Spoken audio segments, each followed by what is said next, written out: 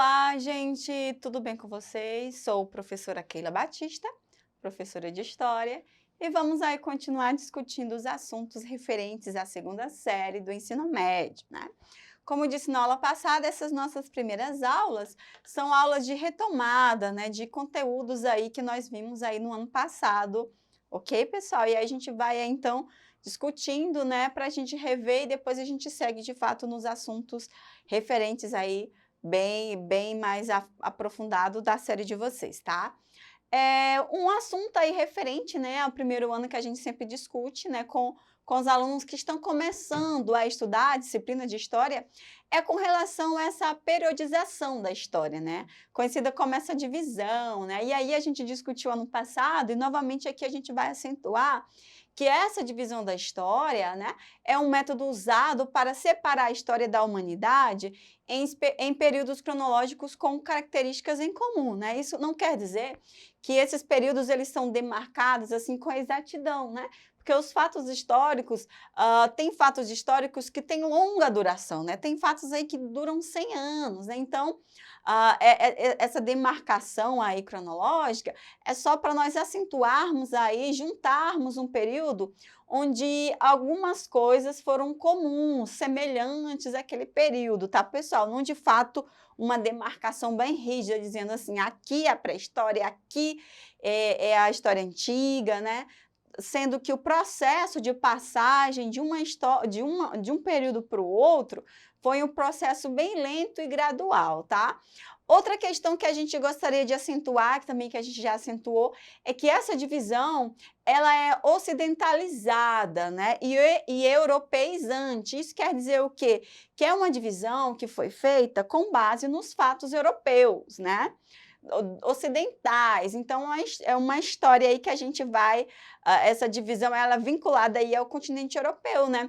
Isso não quer dizer que no continente africano, que no continente americano, asiático, nessa mesma época, digamos, da pré-história, não tinha então pessoas, né, desenvolvendo civilizações, como assim na Antiguidade e na Idade Média, tá, pessoal? Então a gente acentua que essa divisão ela é feita aí com base na Europa, tá? A primeira fase, né, que a gente tem aqui no nosso quadro, voltar um pouquinho, é a pré-história, só que a gente vai discutir sobre ela já um pouquinho, né? A gente tem aí a história antiga, que vai do fim da pré-história, que é o aparecimento da escrita, né, a partir do momento que aparece a escrita, até o século V depois de Cristo, né? Aí temos como fato a queda do Império Romano do Ocidente. Pessoal, então assim, essa idade antiga, a gente tem, né, a antiguidade clássica, né, que é mais conhecida, que todo mundo conhece, que seria então a Grécia e Roma, né? Essa antiguidade clássica, essa civilização greco-romana, né, que vai repercutir em várias outras questões para a humanidade. E também a gente tem a antiguidade oriental, né, que aí a gente tem o Japão, a China, a Índia, a Pérsia, a Mesopotâmia, né, o Egito, que aí o Egito fazendo parte aí do continente africano, né, e quando se fala de antiguidade oriental, quando se fala de África, né, ninguém muito se atribui aí o Egito ao continente africano, né? Mas é a civilização que é mais estudada. E depois a gente vai, né, conhecendo as outras civilizações africanas também, que têm civilizações aí desenvolvidas nesse período, tá, pessoal? Da Idade Antiga. E aí a gente vem para a Idade Média, né, que vai do fim da Antiguidade até o século XV, que seria então a queda de Constantinopla, né, em 1453. E aí essa Idade Média, ela é dividida, né, em Alta Idade Média e Baixa Idade Média, né? A Alta Idade Média aí é o processo, uma idade muito longa na história, né? A gente vai ter aí o feudalismo desenvolvendo aí nesse período, né? A Alta Idade Média é uma época, assim, onde tem muita centralização, né?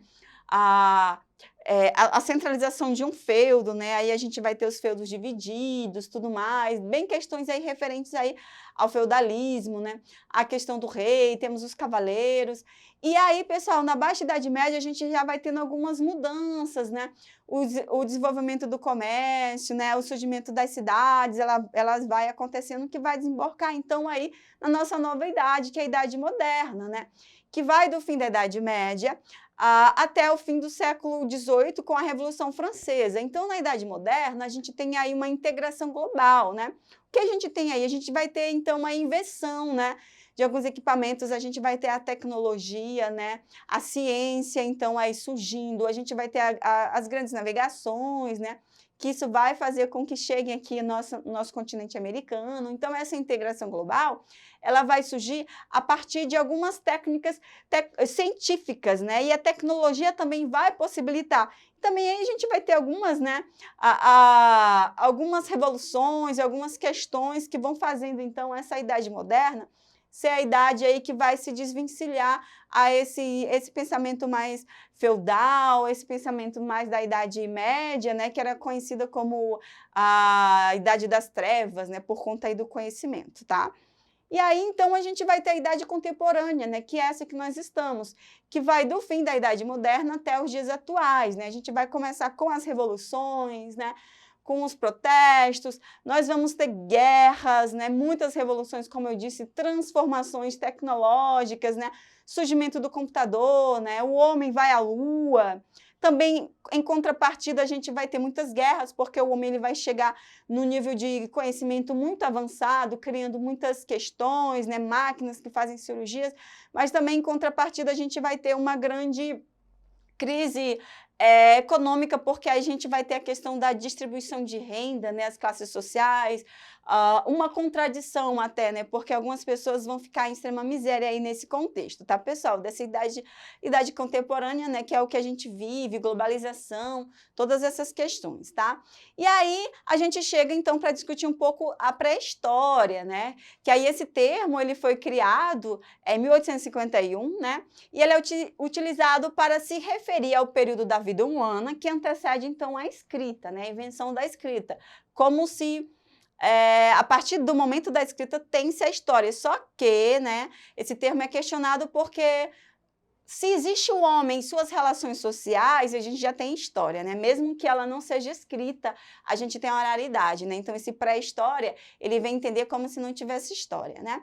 E aí, dentro desse período, a gente tem o paleolítico, né? O período da pedra lascada, o neolítico, ou o período da pedra polida, e a idade dos metais. Pessoal, o período do paleolítico, né? A gente tem aí o período onde os primeiros hominídeos apareceram, então, na Terra, mais ou menos 3 milhões de anos, né?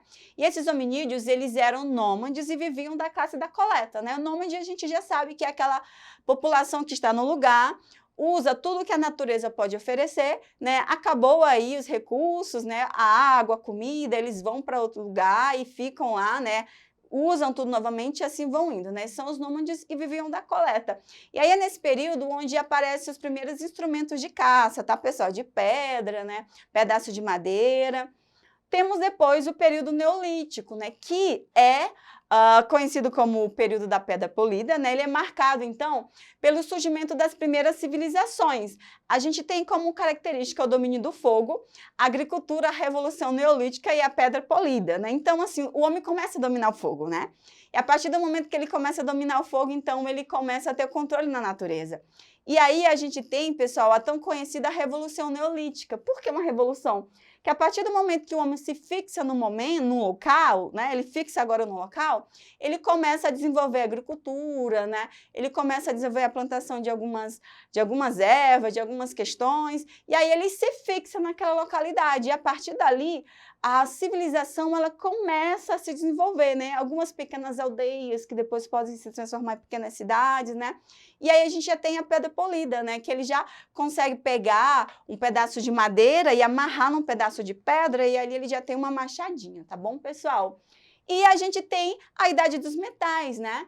Esse período ele foi caracterizado pela fabricação dos primeiros instrumentos em metais, né? Ainda que de forma rudimentar. Nesse período, o homem começou a dominar as técnicas de fundição, né? Então, o homem ele começa aí a dominar, né, alguns metais com o uso do fogo, ele começa, então, a fazer esses instrumentos, né? Que depois aí a gente já tem uma espada, né? Nós já temos aí uma coisa afiada, tá? Dentro desse processo de evolução do homem e de apropriação da natureza, né? Que o homem começa a se apropriar, então, da natureza.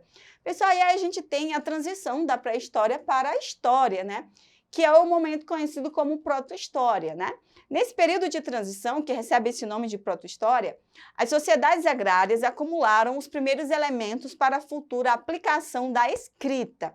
Embora não tenha sido o surgimento da escrita, o período chamado proto-história é descrito em documentos posteriores, né? Então, documentos depois dessa época, que eles foram, de fato, trazer essa característica de proto-história para esse momento de transição, né? Como eu disse para vocês, a pré-história, a definição de pré-história, né, que diferencia da história, é o surgimento da escrita, né? E a proto-história é esse momento aí de transição, tá, pessoal? Do surgimento, né, dos primeiros símbolos, então, à escrita, tá? E vamos, então, para o nosso exercitando, né, dessa nossa rápida discussão aí sobre essa periodização aí da história. Vamos lá. A transição do Paleolítico Superior para o Neolítico foi acompanhada por algumas mudanças básicas para a humanidade. Entre essas, poderíamos citar a. O aparecimento da língua falada, b. A domesticação dos animais e plantas, isto é, o aparecimento da agricultura e o pastoreio, c. O aparecimento da magia e da arte, d. O povoamento de amplas áreas antes não povoadas, como a Europa Central e Ocidental, e e. O aparecimento de vários novos instrumentos, como a agulha de osso, os arpões, os anzóis, a machadinha, a lança e a faca. Então, pessoal, aí qual seria a nossa alternativa correta?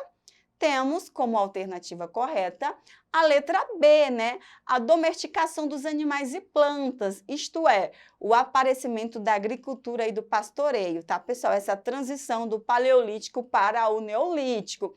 E, como eu disse para vocês, isso aí é uma grande revolução dentro desse processo de evolução, porque dominar a agricultura, né, dominar a domesticação de alguns animais faz com que surjam algumas pequenas cidades, aí começam as relações comerciais, os laços, a língua e tudo mais, ok, pessoal?